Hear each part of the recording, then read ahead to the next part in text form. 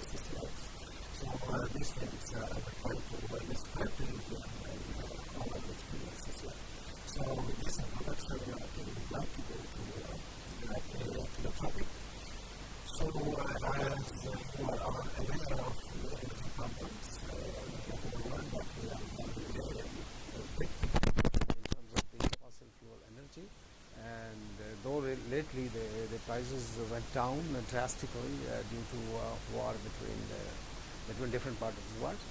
However, it's not going to stay for a long time, and it has been long recognized, almost 30-40 years back, that one day these fossil fuels will be finishing, and then we'll have to find a certain type of alternate. So that was the one at that time. But on the way, then the question came of greenhouse gases and climate change. All of a sudden, it was recognized that this is the biggest problem, and everybody is feeling the heat towards this issue, and everyone is trying to work on these issues. So, basic fact in reducing the greenhouse gas and therefore controlling the climate change aspects lies in the fact that how much you can use, or how can you can minimize the use of the fossil fuels. By alternate fuels, and by alternate fuels could be what? Okay, so that we will see here. So basically, the fossil fuel, 80% of the world demand is met by those, and 50% of the available crude or the petroleum sources is exhausted. Okay, but this figure stays like 50% since long time, because every time people discover new reserves, and that 50% change. So people will keep on finding new reserves, and this figure certainly will change one day. I'm not sure what will happen, but that's the situation like this.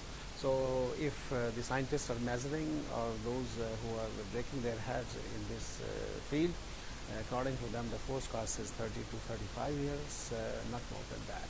But as I said, that it keeps on increasing, and people find the new sources. They're always in the advent of people are trying to explore the seabed, and they feel that there is a lot of oil under the seabed, and that probably can increase the life of the seabed. But the second question, is still okay. Still, if you find other alternate sources of under the seabed, the question of climate change is still intact, because that has to be controlled. And if anyone wants to control, they have to replace this fuel or minimize the use of this fuel. So need of the alternate energy. And so what are the alternate energy sources? Okay, they are well documented, and people have been working quite a while. The ethanol is number one, and people are producing ethanol for a long time as fuel ethanol and mixing with the petroleum, petrol, and up to 20-25%, and that's working well. But then there is a question of producing ethanol at a certain price, which should be compatible with the petroleum price. In certain countries where the agriculture is very strong, okay, like India, you produce a lot of sugar cane, so you have a hunch over it. But then sugar cane is used for something else too. You produce a lot of sugar, and the molasses you use for so many other sources. So the question is that if the molasses is left or not left, okay, so that's a big issue. Therefore, that puts a lid to that, and people will start thinking that whether we can use it. But anyway, certain type of ethanol or certain amount of ethanol is produced and used as a biofuel. And in that preview, you were discussing the other day for the cellulosic waste, lignocellulosic waste to produce ethanol. That's why the people are doing so much of research, that if they can break the cementing function of the lignin in lignin cellulose complex, then probably cellulose can be hydrolyzed, and then you can produce the sugars. Okay? And that's where the big research is going on. However, it does not seem to me, at least, that in near future you can produce it energetically favorable and economically favorable. So those are the questions. But anyway, research is research. So people are trying to find their ways, and they're trying to also develop the co-products or the byproducts, so that the whole overall process can become feasible. And probably near future will tell us what will happen in that direction. Then the next, butanol. Butanol is also is a good fuel, but then again it's not used that very much. So because the production cost is always, the economy is always plays a role when we talk anything to use industrially or commercially, unless the government gives subsidies. Okay, because there are lots of governments that are giving subsidies, like in Canada also. We have, if you're producing ethanol as a, from the agriculture sources, then the government gives you incentives of the 15 cents per liter. Okay, that means if your production cost is 50 cents per liter, so the government will another puts 15 cents per liter, so that will go down to 35 cents per liter. Correct? So if it's 35 cents per liter your production cost, so you will spend probably 10 cents for the blending. Okay, and so that becomes 35 plus 10, 45 cents, and then you have to include 10 cents bonus for the seller, those who are pumping the station. So that makes 55 cents, correct? So, and then the transportation, so 55 to 65 cents, 10 cents for that. So basically, if you have 65 cents coming as a delivered price to the users, so you have a profit of margin. Okay, because petroleum, okay, or the gas, we call the petrol as gasoline. The gas or the petrol sells at roughly dollars per liter. So there is a big profit of margin. On top of that, there are certain provinces also, they give incentives to use ethanol as a biofuel. Like in my province gives 10 cents per liter as this incentive, those who are producing ethanol for the fuel purpose. And so that extra bonus for the ethanol producers. However, it is still a big problem that people are not producing what they can produce. You can produce from easy sources of sugar, whether it is butanol, whether it is ethanol, but then producing it from the starchy waste and bringing out the cost, okay, so that's not really very, but people are doing. Okay, in Brazil, for example, they are producing a lot of ethanol from sugar, directly from sugarcane juice, and they are using that ethanol. Hydrogen has been recently used, okay, or people are developing this technology to produce hydrogen.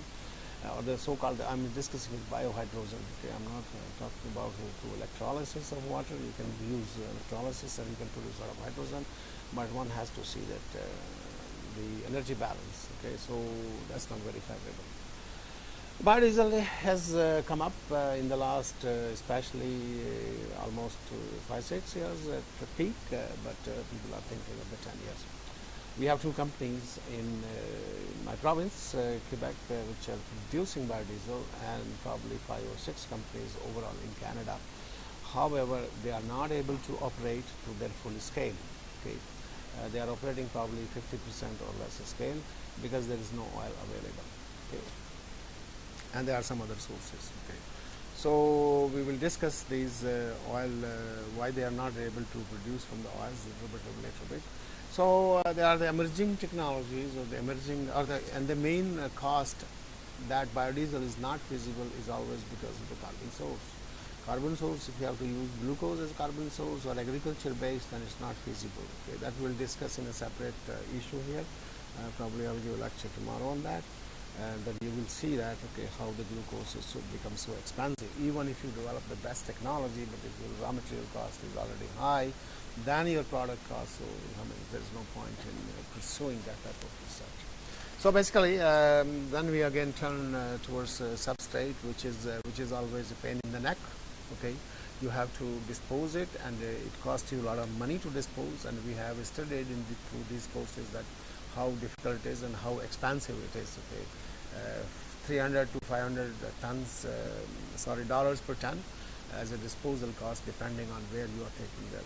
So if that can be routed through as a carbon source, because when you produce trichoderma, I gave you an example. To produce trichoderma uses limited, you cannot use all sludge. And one of you asked me that question, that how much sludge we could use, right? One of you, I don't remember who.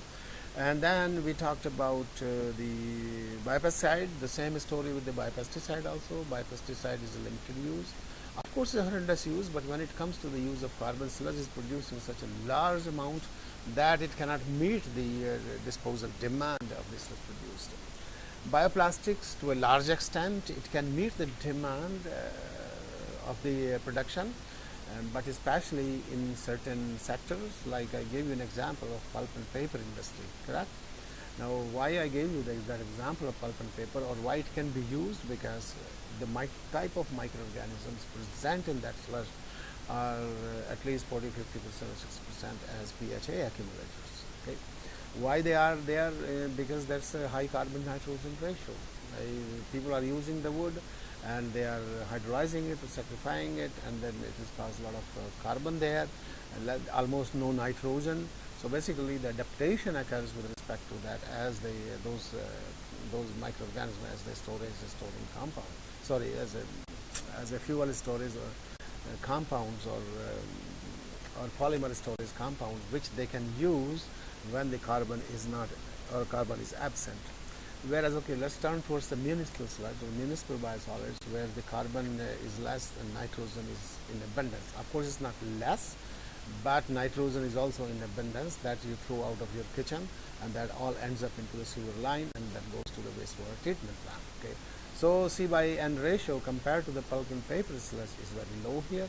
So the microorganisms are adapted towards growing faster and producing more biomass rather than having the storage compounds. Okay, so when you take this sludge to produce bioplastics, from there you will see that the bioplastic produced will not be more than 15% in comparison to the pulp and paper sludge, that's 40%. So basically, unless some other technology come forward, so at today's I can say that that sludge is not fit to use for the bioplastics. Okay. So what we do then, again the problem remains intact. So we thought a couple of years back that if we can use that sludge for the production of energy, then it's great.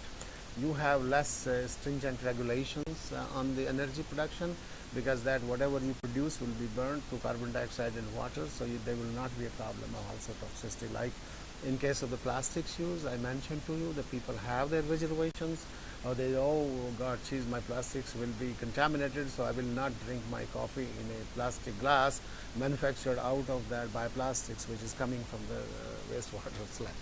So there is no contention like that in case of the bioenergy.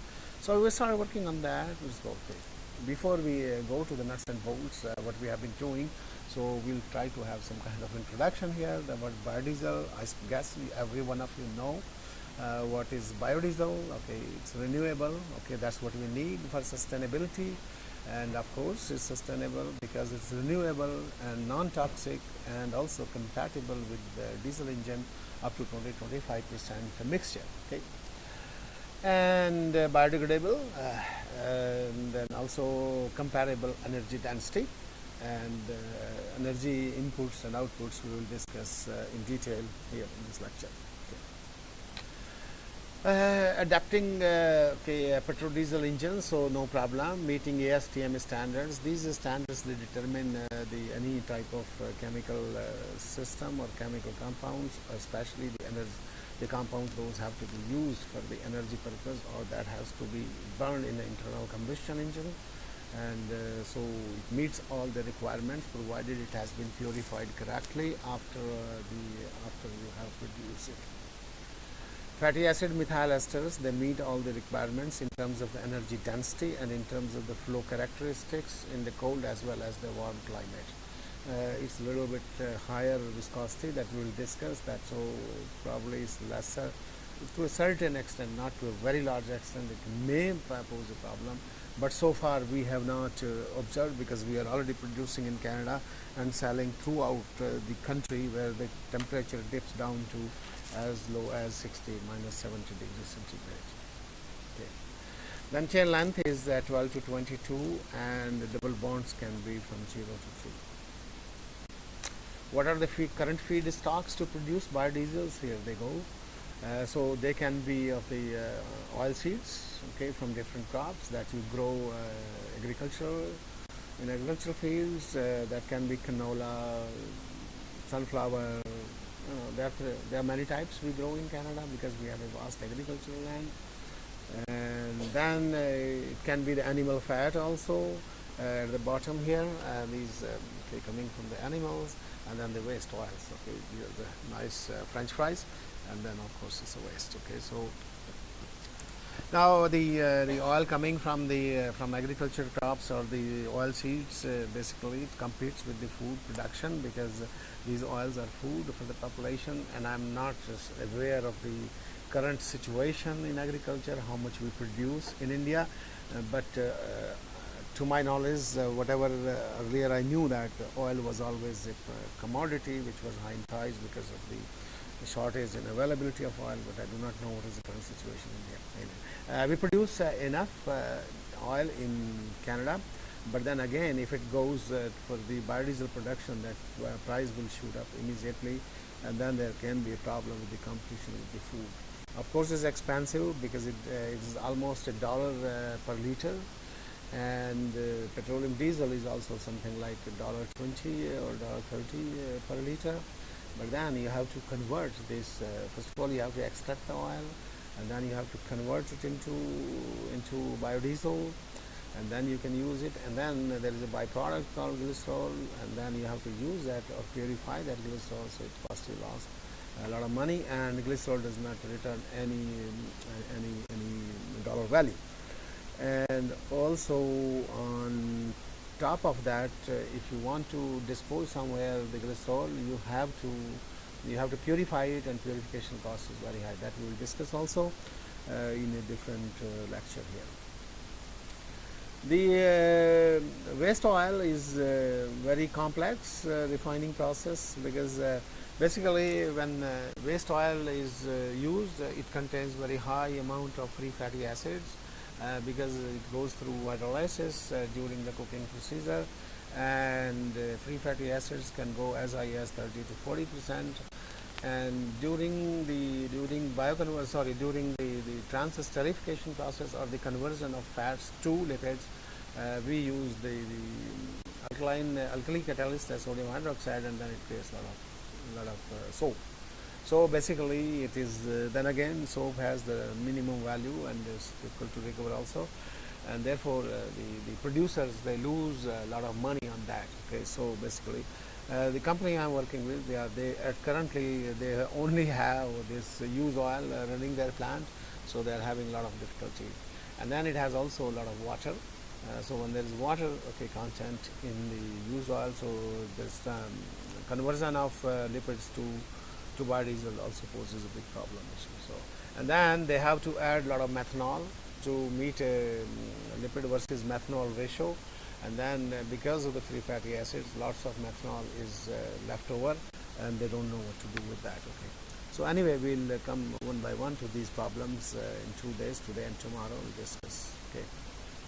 So that's why it is the bad quality, and therefore the yield or the efficiency of biodiesel production is very low. The global biodiesel, even in spite of all these problems and goodies I mentioned to you, biodiesel production is increases in the world, okay, and is expected to further increase in the world because of the obvious reason. One single reason is the climate change, okay, because everywhere all around the world, government is fixing a barrier or barem, what we call, to mix minimum quantity of biodiesel into the petrol diesel. So that's why this continuously increasing, and almost all governments, they're giving a lot of subsidies on that. Okay. And I suggest you that there is a newsletter which I think comes twice a week by internet, biofuels, and probably you can register for that. You will have a lot of information what is happening in biofuels around the world. Okay. So if you do not have the link, so you send me the email, I will send you the link. Great candidate, renewable, sustainable, toxic, comparable energy density. So that's the transfer esterification process. The transfer esterification process is the process which is used to convert the fats into the FAMEs. That is the fatty acid methyl ester. Basically, you use alcohol and convert into fat. Mostly methanol is used, and these FAMEs you use.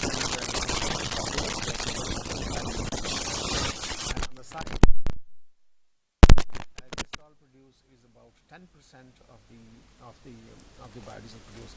That means if you produce 10 kilograms of the biodiesel, you are generating 1 kilogram of glycerol, which is heavily contaminated with the soap, with the methanol, with salts, with sodium carbonate, and with NaOH and NaCl, because those are the chemicals that are used to purify and to clean the biodiesel before it is used. So that we will tell you on that.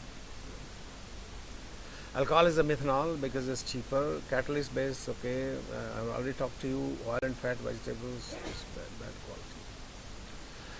Biodiesel from vegetable oils. Lack of feedstocks limits the large scale development for the biodiesel. We have said that high manufacturing cost, we already discussed, because it's dollar per liter or dollar per kg, which is very high cost.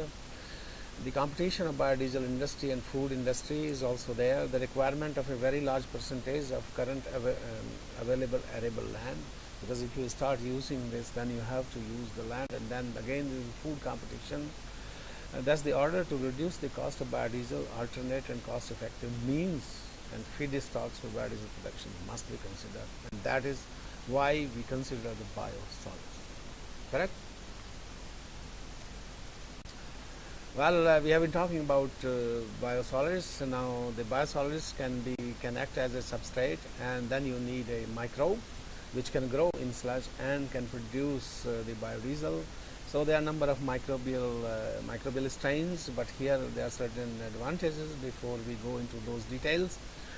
They accumulate high concentration of lipids that can be as high as 80% of the cell weight.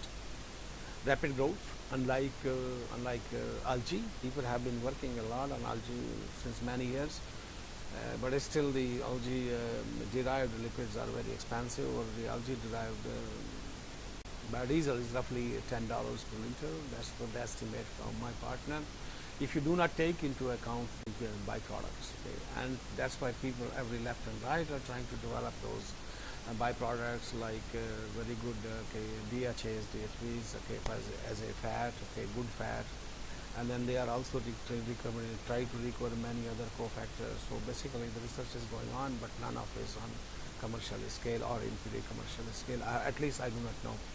There have been trial and pre-commercialization scale, but they have not been successful at the industrial scale. Okay. So bacteria, okay, microorganisms, they grow rapidly and easy to control in a fermenter. I think by now you must have realized we have been talking fermentation here since many days here, and does not compete with the food, also not affected by seasons and climate like the crops are affected, and sustainable. That's also catchword nowadays, sustainable, okay, and can grow on residual biomass like shit and biosolids. Okay, everything, okay, if nothing grows in that, certainly microorganisms, they grow and they do their jobs, okay. And the problem of high cost of raw material, 70%, is also responded in that it has a negative cost. Okay. So sludge is quite comparable in terms of the lipid content. That's what we discussed. Naturally produced, cost free, mitigate disposal pressure also. And in case of biodiesel, there is no dearth of limit. We can produce as much we can produce the biodiesel, because consumption of biodiesel is uncontrolled, can be uncontrolled or unlimited. It will be limited by the availability of the sludge. On the other hand, unlike like bioplastics or biopesticide or biocontrol agent, because there is a limited use. Correct.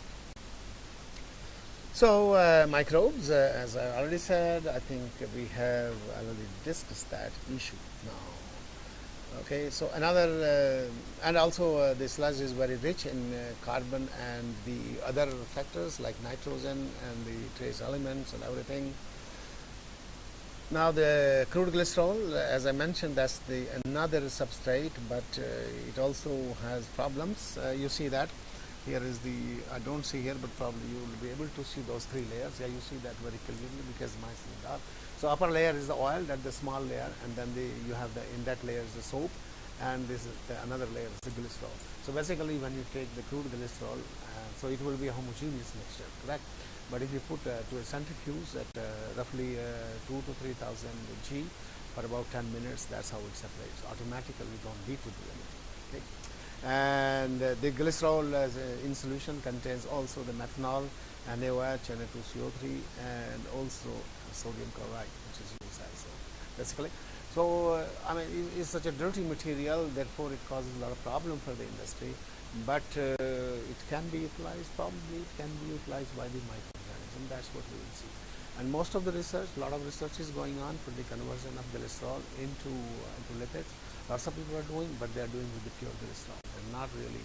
I have come across very few articles which are really using the correct glycerol. Okay, because the pure glycerol or purified glycerol is easily available in the market. You can buy it. But when you conduct the experiments on two, they are 2 words apart. Okay, they are not the same thing. Okay, so we can discuss that a little bit here. So okay, this is okay. Cost is low because the company can sell you at a 15 cents per kilograms, whereas your glucose costs you roughly 60 cents per kilograms minimum cost. Okay, so that can be a cost difference. Is a huge, of course. The producers will not give you free because it also contains a lot of methanol which they can recover. So they want to recover some value out of it. But there is a catch also here, because when you start, if one day you start producing lipids from the glycerol, and if they see that there is a market, they can always hike their price. Okay, and because the decision in their hand. Okay, what they want to do or not want to do. So that is always, that is why it is important that one has to develop this process in cooperation with that particular industry which is producing this material. And they will put the plant, and then they will be very happy to make the buck out of that. And of course, this is their internal matter, whether to increase the price or not to increase the price. Okay. So that's the approach we are following. We are working with a company which is producing quite a large quantity of this company is called Pure Ethanol. It's an international company.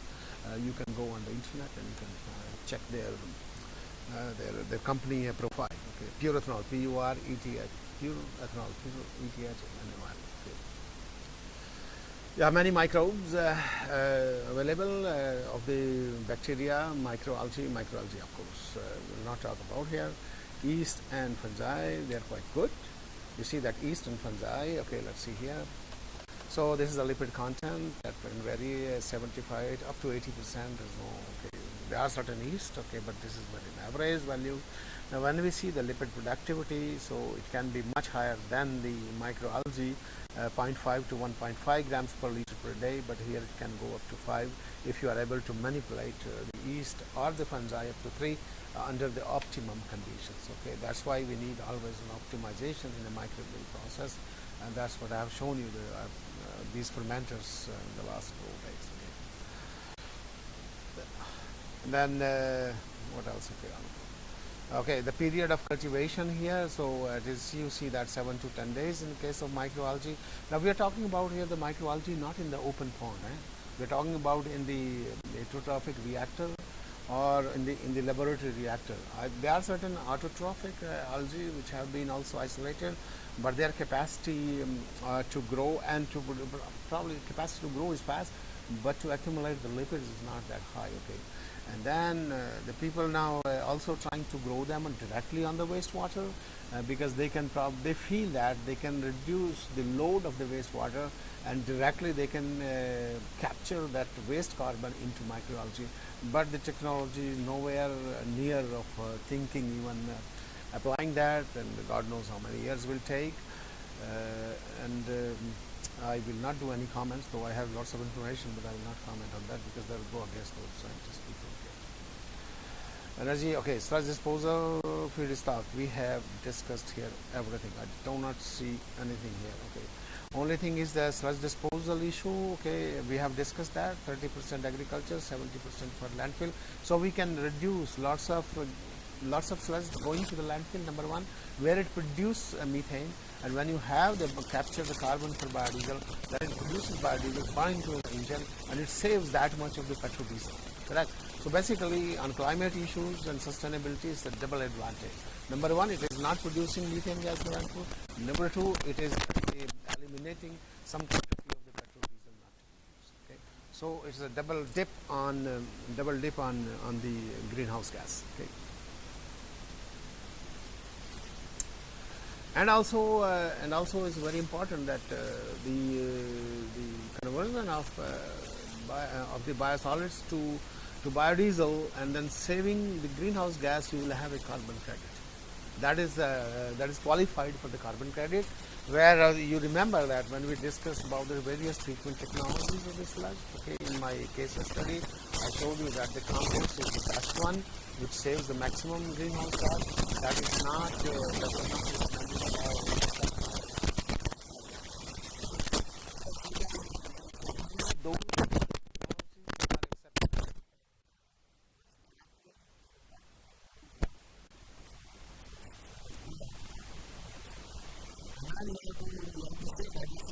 not a rudimentary or a known technology, it's some new technology. It may be some technology applied into a certain new box, okay, but then it have a direct impact on the consumption of the petroleum resources. So then only you get the credit carbon, and you have to go and get an approval for that process, and then you can go to sell your carbon credits. Okay. So the carbon sources used, okay, glucose we have already talked about, which comes mostly from a starch agriculture, which is expensive, and the lipid. Then of course, once you have produced the lipids, so you go for the lipid extraction, and there are so many processes there, cell solvent process and cell deposition. We will discuss in detail. Will come in a while, and then of course co-product.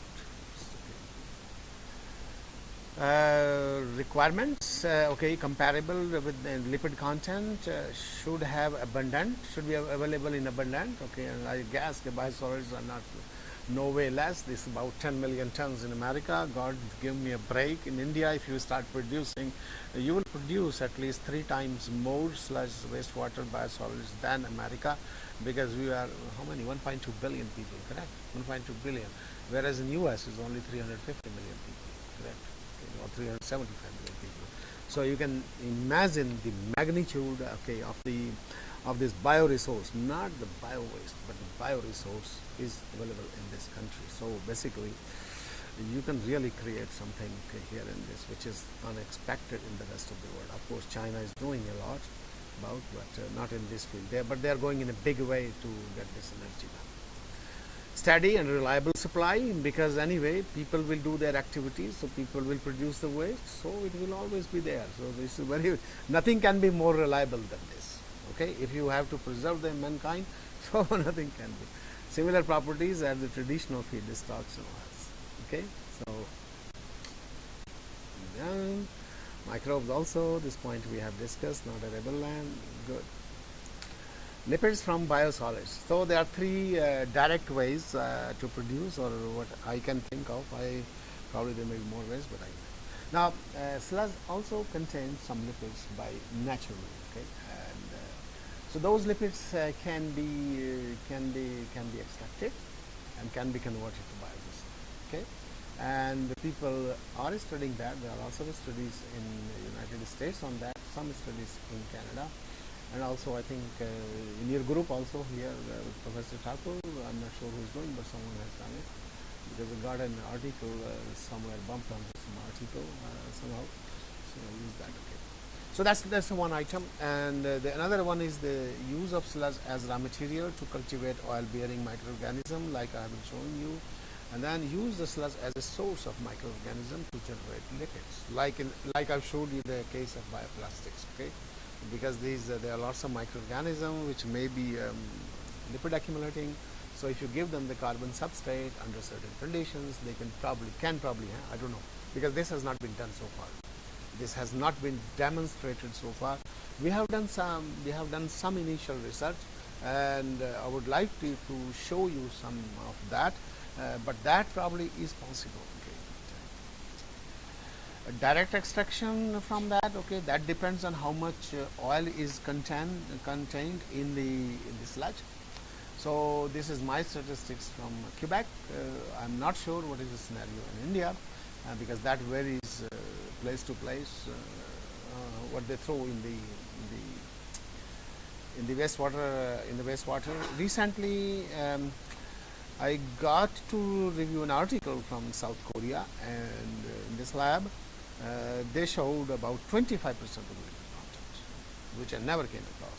Okay, and we know that if we want to recover directly the oil from sludge or from fat from sludge, the economy will be, and the whole process efficiency will be depending on the initial content of the oil in sludge. If it is 25%, is quite high, but you see my data are very low.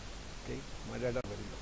So basically, primary sludge 6.8, municipal sludge 5.3, and also mixed sludge 6.4.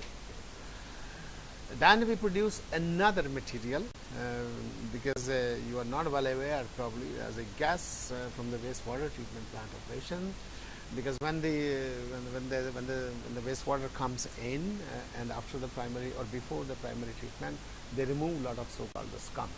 Okay, and the scum can contain roughly 20%, maybe 30% of the oil. But the material is so dirty, and of course you would not like even to see it, but it contains so much of fat. And when there is economic benefit, okay, there is no smell, there is nothing dirty, nothing, everything is perfect. Okay, so anything one can do from that, and we are looking how we can do that, and our industrial partner is very, very interested in extracting that, because that's produced in a large quantity. I don't have the statistical data here how much it is produced, but I can tell you that it is produced in a very good quantity. So basically here the sludge fat is very low, and therefore outrightly the question of economics will come down that, and we did some initial survey, and we decided that no, this is not a right way to do that, but people are doing it in the world, depending on how much. Primary sludge, okay, so basically in primary sludge, basically it comes from the kitchen waste, mostly from the kitchen waste, and in the secondary sludge, because of the cell wall and cell wall membrane, there are a lot of phospholipids, and that's integral part of the cell wall, cell membrane, so they are there. That's why in the secondary sludge they will always be there, and in mixed sludge is a kitchen and all together mixed. Okay, so that's why they are there. Pulp and paper industry 10.95. Again, the reason is same as for the plastic, because of the devoid of nitrogen and abundance of carbon due to lignocellulosic material in the wastewater treatment plant. it's normally high. Okay. But when we produce bioplastics, okay, by the way, when we produce bioplastics, we try to check that if simultaneously lipids are also produced, because as if you remember that it's a soup of microorganisms, correct? And it swifts, changes with the fermentation time. pH evolution goes up, pH evolution goes down, some community up, some community down, right? So that's why we thought probably some lipid producing microorganism might be growing and producing lipid. So we try to verify that, okay, the isolate the both bioplastics as well as the lipid, and then we came down that the lipid was not more than 10 to 12%. So we are working that in terms of course, we have the process to separate bioplastics and the lipids too, but then we are looking that how we can develop a process to separate them commercially, not that okay in the lab. In the lab we use lots of processes for just for analytical purpose that cannot be adopted as on an industrial scale. And then also we are doing some economic studies that we have not yet completed to see that if it will be viable if we can trap as a co-product. Okay, so that's probably I'll give you some idea about it tomorrow on the other topic on extracellular polysaccharides. Higher C/N ratio of pulp and paper than municipal, so that's the reason. Okay. Now, how the sludge oil compares, okay, with the lipid properties, compares with the other type of oil here, the bacteria, yeast, fungi, and basically here is, okay, let me tell you, this is the free fatty acids, and this is the water content, phosphorus content, and sulfur content. Okay. So basically, you can see that in soybean, sunflower, 9 to 15% of saturation, the rate, and the free fatty acid is very low. So here is also very low in most of them, other than the poultry, beef, tallow, okay, a little bit higher. Lard is quite high, okay, and free fatty acid in sludge can be up as high as up to 65%. Okay, so that's another problem, that how to go for transfer esterification so that you generate least amount of the soap. Okay, soybean, poultry, sludge. Okay, good. That's it. Then water content very low, and microalgae is also very low. But in this case, you know that in this case, because there are wet cells, so you have to dry. In order to extract the oil, here you don't need to dry because they are naturally very dry, no problem, very low water content. But here the water content is very high. Similarly, in sludge also water content is high. Remember, it's okay, 35% is solids maximum and 65% is water. So basically, before you extract them, you have to dry, and dry causes a lot of energy. So basically, we have to either eliminate this drying process and go directly for extraction of the oil under wet conditions, and then separate those lipids under wet conditions from the water, because otherwise they will affect the transfer esterification or the biodiesel producing process. This is a big bottleneck. Second thing is that big bottleneck also use of the toxic solvents. Okay, that will come down a little bit. So the microbe can be used. So therefore, sludge and microbes can be used for lipids. Okay, that's what it's stated. Now, lipid extraction from once you have these cells, okay, you have the sludge or you have the cells, so that's you have to disrupt that, because in sludge also, okay, the lipid is not free.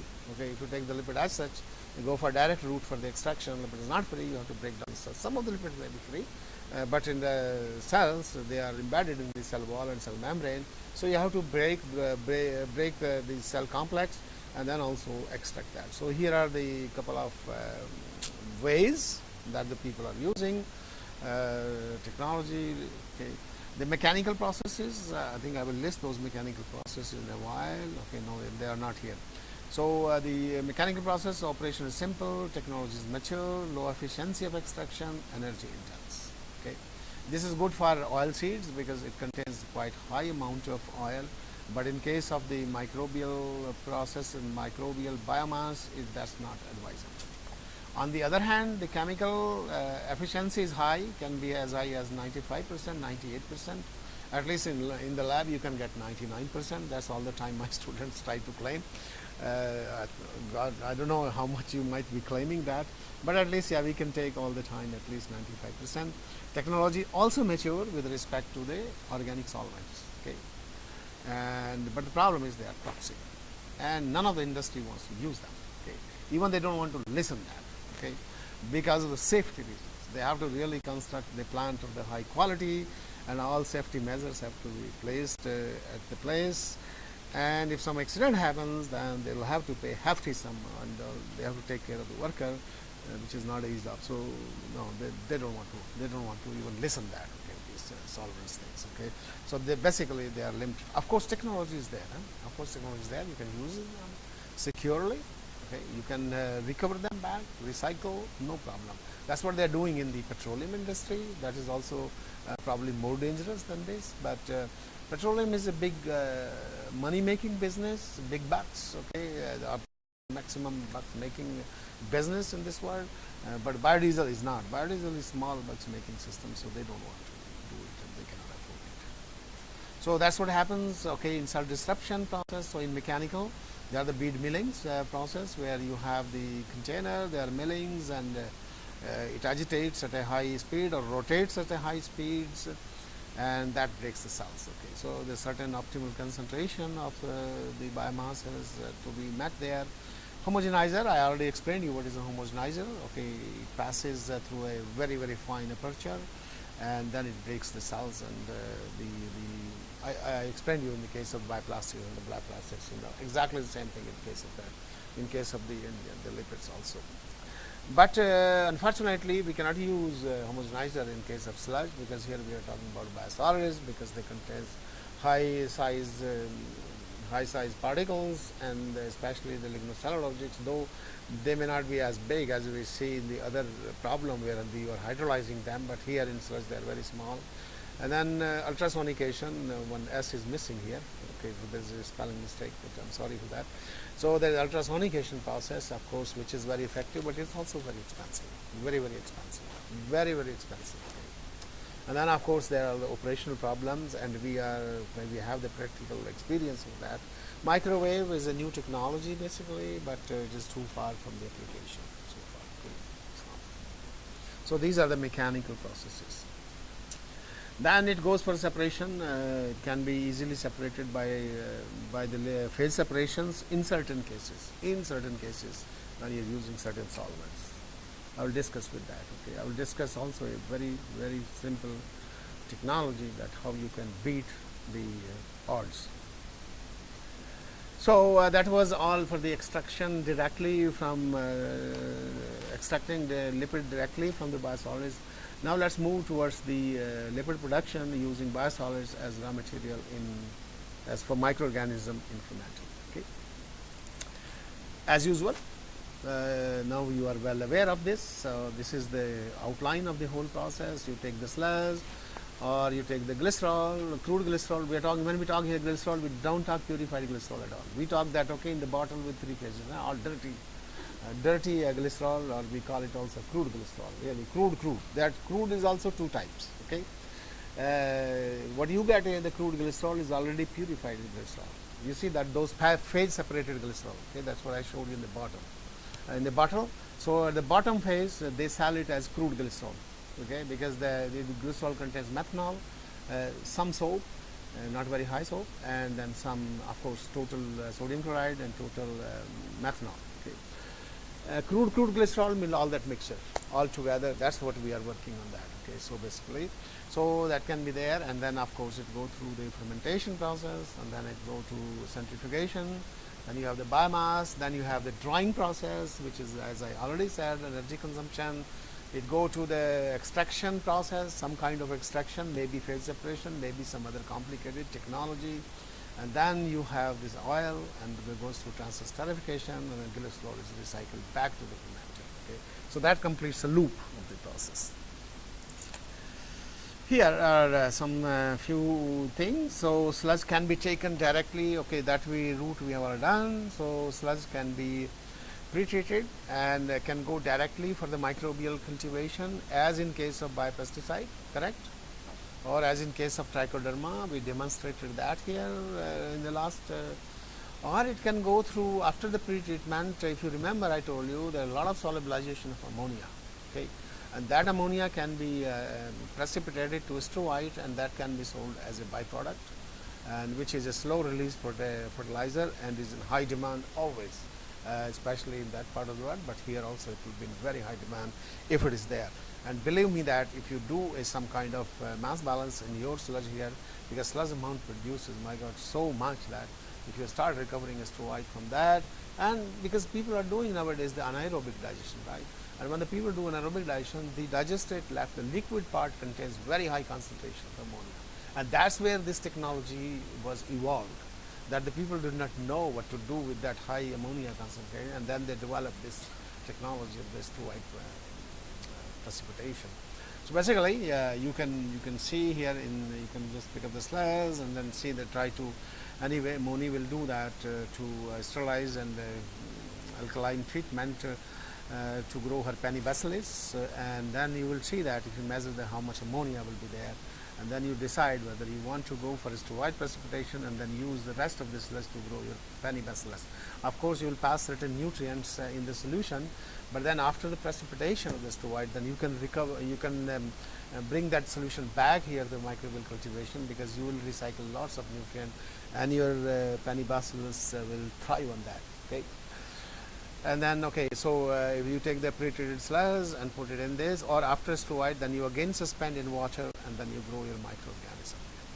Crude glycerol also the same procedure, same thing. Okay, you can directly add to the sludge, or you can grow it, your microorganism separately. Because when we talk about the sludge, don't also forget that issue that I always talking about, the limitation on the biodegradability. You remember? Because we said 30 to 40% biodegradability, we have to increase the biodegradability. That's why we go to this pretreatment process.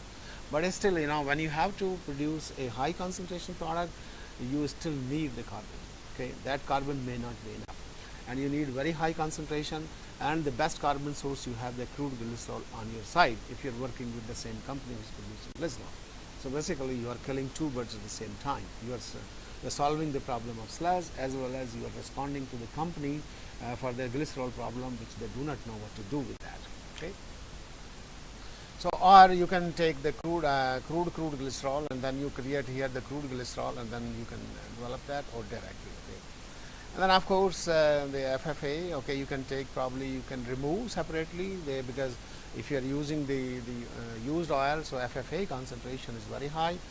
And what you can do, that you can separately, there is a procedure for that to separate those FFAs, and you can trans-esterify them separately using an acid catalyst. Acid catalysts take longer time, probably 28 hours, I don't know, 24 hours, where the alkali catalyst does the job in a couple of minutes. That's why the industry prefer the alkaline catalyst. Okay, but alkaline catalyst will form soap. So in order to avoid that, and that's what the people are doing, at least the company I am working with that. So they are separating this FFA by just simple phase separation process, and then taking to esterification in a different vessel using the acid as catalyst. Of course, there are other disadvantages of that. Probably I have a slide on that later on. Then comes the extraction. Here you can use ultrasonication or whatever is that. We have done a lot of work on that, and I will give you some information on that of ultrasonication also. You can go, either you can go through this route, you extract, and then, or you can go directly in situ trans-esterification. Okay, that is, you apply everything, your alkali and everything, and then you apply for the ultrasonication, and then you can use it. In case of ultrasonication, it is very much possible in the lab, but I don't know if it is commercially feasible. Okay, keep always a question mark there all the time, because ultrasonication is good to work in the lab, but I'm not sure if it is good to work on the commercial or pre-commercial scale, because I have a bad experience with my plastics technology, over bioplastics technology, and probably everybody will feel that same way. And by the way, I'm going to give you an information, because the company I'm working with them, they also bought a continuous ultrasonicator just for this reason, to decrease the time, residence time in acid catalyzed esterification process. And they also discarded that because the efficiency they could not work which was expected. So the company actually, that company which was manufacturing this ultrasonicator installed free of charge just as a test technology, and it was operating for almost 6 months, and I was very closely associated with that, and ultimately they decided no, it doesn't work, and they refused to go for the next stage. Lipid production, media cultivation. So as I said, it can be directly sludge concentrated to certain concentration of optimal solids concentration, which is required in the fermenter as usual. We have already discussed that point in detail. And then you go for sterilization or pretreatment at 121 degrees centigrade or high or low pH 2 or 12, and also at 121 degrees centigrade. We do not use 145 degrees centigrade in this technology, as in case of anaerobic technology, that because we don't need to go to that. Okay, so that's the catch of it. And then you medium, you adjust your pH and you grow your microbial biomass. We have already discussed this. Is white formation. Okay, you add that, it goes through, or crude glycerol. So these are the routes to prepare your medium. What is it? Fermentation. Okay, then you go to fermentation, 28 degrees centigrade at certain RPM in the fermenter. You go for sampling as usual to conduct your experiment. If you are developing the technology, trace your curves, find where is the optimal value, and of course then you go to centrifuge and lyophilize only in the lab. Only in the lab. You cannot afford lyophilization on the commercial scale. But as an analytical tool, this is a good way and the best way, because it creates powder of the lyophilized sludge, and then it is homogeneous. You don't need to grind, because when you grind in the lab, you can have smaller, larger particles, and that hinders your estimation process, and the error can be as much as 40 to 50%. Right, Madan Lalji? So that's, you should contact the analytical chemist. I always repeat that. So anyway, so these are the kind of errors that can occur in that. So lyophilization probably is the best technique. Then lipid extraction process using the chloroform methanol, a standard process just to optimize the process, but we will not use, as I said, that on the commercial scale. Now some data here on the some very initial data for the different microbial strain that we isolated, like this Pichia and Galactomyces, we isolated from the soil, and then we tried to grow. And this Trichospora allergenius is a well-known microorganism, a standard strain that we purchased from ATCC, and we tried to grow in sludge. And of course, to compare in synthetic medium, and that's the result here. Okay, so here is a synthetic medium lipid, always very high as expected. Okay, because no restriction, is very good, everything readily available, microorganism have nothing, need not to do any extra work. But when you go to the sludge, okay, so here is the red line. So this is the secondary, okay, wastewater sludge in the lipid, and then here is the primary wastewater sludge. So as usual, primary will have the lowest, as we have already seen in case of the other product. So nothing unusual now for you, or at least it should not be unusual for you now after working here for so many days.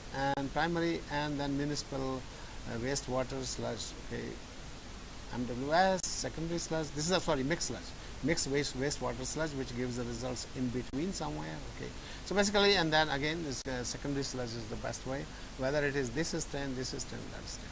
So it gives roughly 30% here, and also in the tune of roughly 25-30%, and same thing. Okay, 25-30%. Now, Trichosporan is a strain which gives up to 60 to 70%. Okay, but be cautious here that you are dealing with sludge, and there is a lot of inert material, and that inert material basically brings down the overall concentration or percentage of the lipid, because that contributes to the weight. And we calculated back how much was the lipid concentration here in the cells by making a mass balance, and it was roughly 60 to 65%. So that's how lipid content was calculated. I think you have these slides directly. Now the municipal secondary sludge. So when you say that, okay, your secondary sludge is optimal, so immediately then question comes, okay, at what solids, because that you have to optimize. So again is the same story here, 30 grams per liter, 25 to 30 grams per liter is the optimal value. If you go below 25 grams per liter, it reduces the efficiency. If you go to 30 grams per liter, it does not help you because it creates a lot of osmotic pressures on any of the strain, and the decision is that here, or the conclusion is that in every case the 25 grams per liter the solids is the best solids here. The green line is a green line, and the red line is the 30 grams per liter of solids, and these are the rest lower values, 20 grams, 15 grams, 10 grams per liter. So basically again the story boils down to that 25 grams per liter is the best concentration. Now once you have seen that it grows on sludge, then the question comes of the pretreatment of the sludge. And when you pretreat the sludge, as I said, and then you recover the S2 white through this reaction, there is enough ammonia there, there are some magnesium ions there, and there is a lot of phosphate there, but still you have to add some magnesium sulfate to complete the reaction, because the magnesium concentration is limiting there, and you precipitate as S2 white.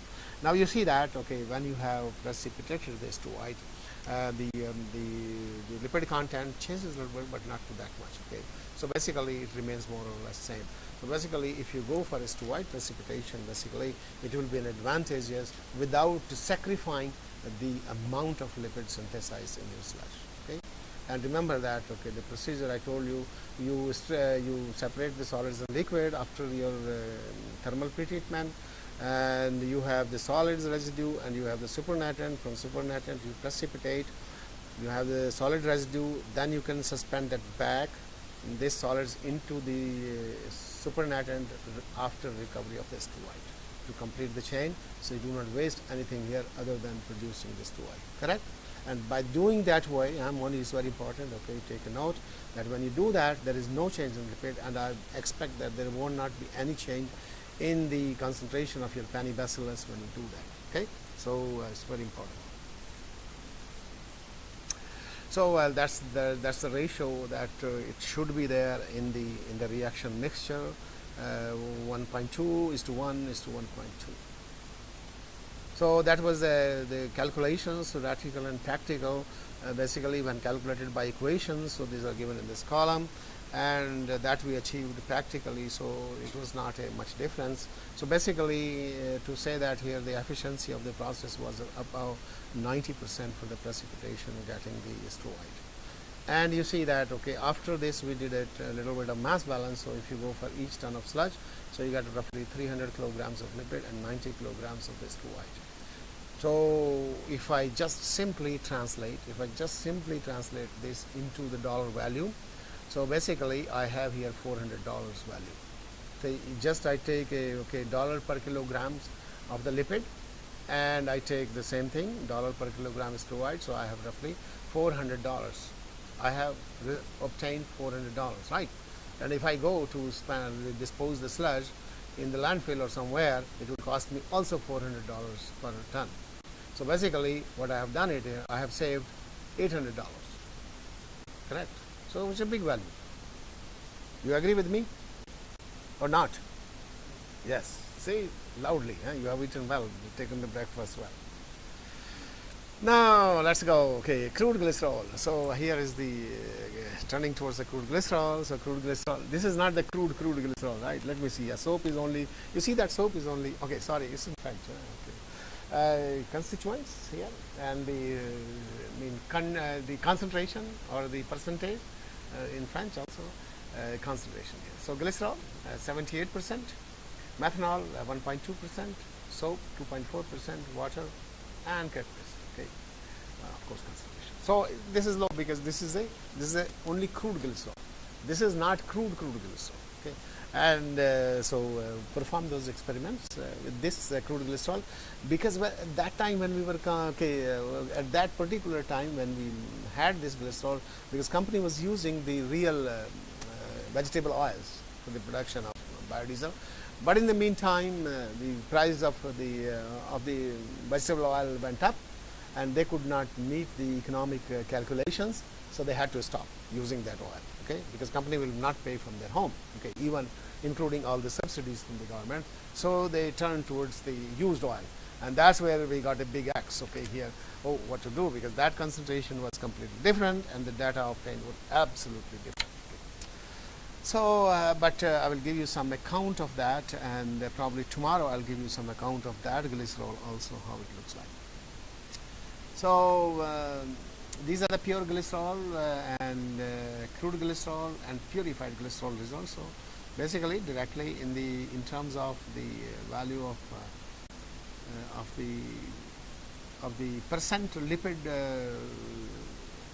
that was obtained with this glycerol. So, basically 25 grams, same concentration of glycerol.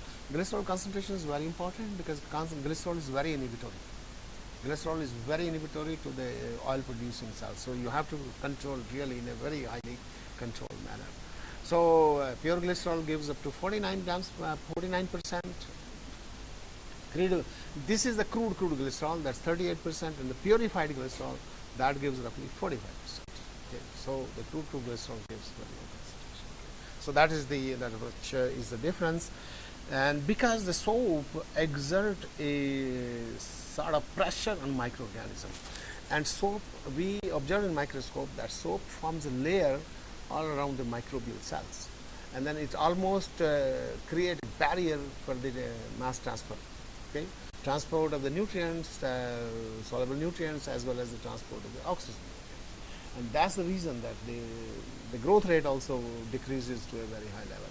So what you have to do, you have to have really a very high agitation rate, and when you go for a high agitation rate, that means you also have the energy problems, okay, their energy consumption.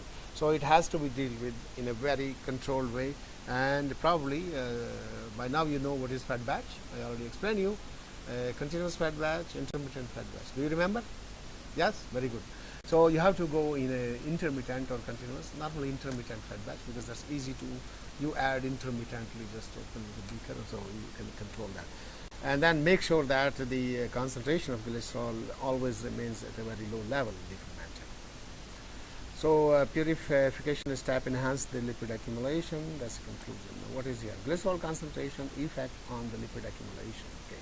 So that's what you can see here. Let me go further values. Let me put all of here. I don't like, but my students, they always like this. You see here at 25 grams per liter glycerol finished, okay, biomass was 10.32 gram per liter, but lipid content 45% here. Now when you increase, okay, 25 to 50 grams per liter, you see that a lot of glycerol is remain unused, okay. And of course, when we calculate the specific growth rate, we have those values, but I'm not sure if they are in this slide, and the specific growth rate value is also decreases here, and it's roughly 11.8 grams, which is not 11.8, so roughly 10 grams, no, so glycerol is on this side.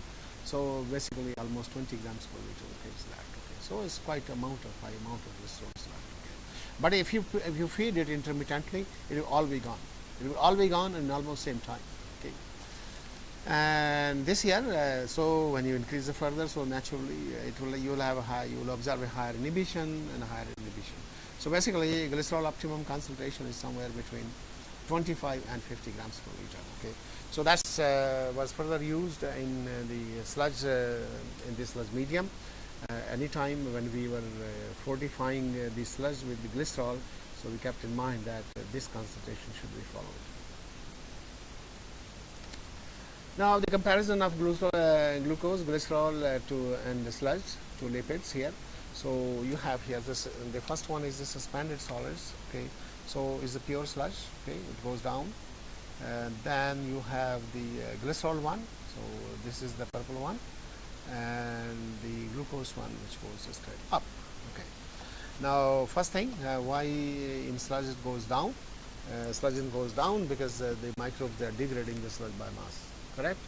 So the degraded is more than the produced by the lipid growth of the cells or by the lipid accumulation. That's why the biomass goes down.